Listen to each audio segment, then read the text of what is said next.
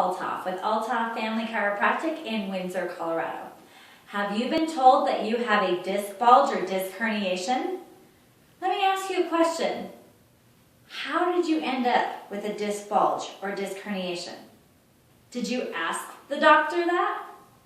Because lately I've been having a lot of patients coming in saying, "Oh, Dr. Altoff, I have a disc bulge or disc herniation." I said, "I understand that, and we treat that."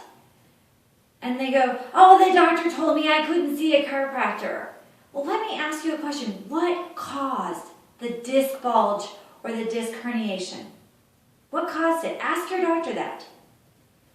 I can tell you exactly what causes it.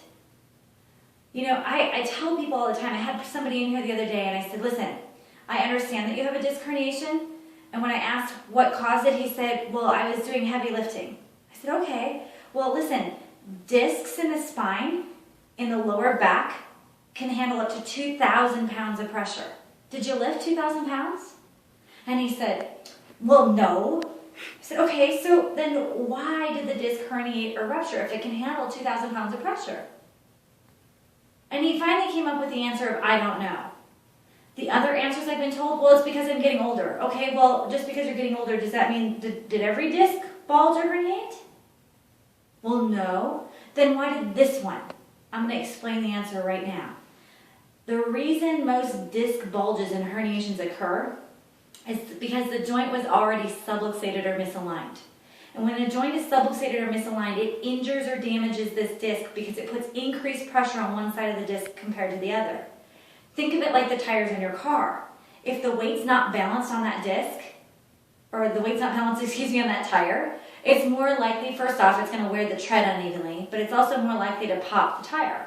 The same thing happens here. When the weight's more on one side than the other, it's more likely to pop or herniate or bulge, and it also will cause degenerative disc disease or osteoarthritis.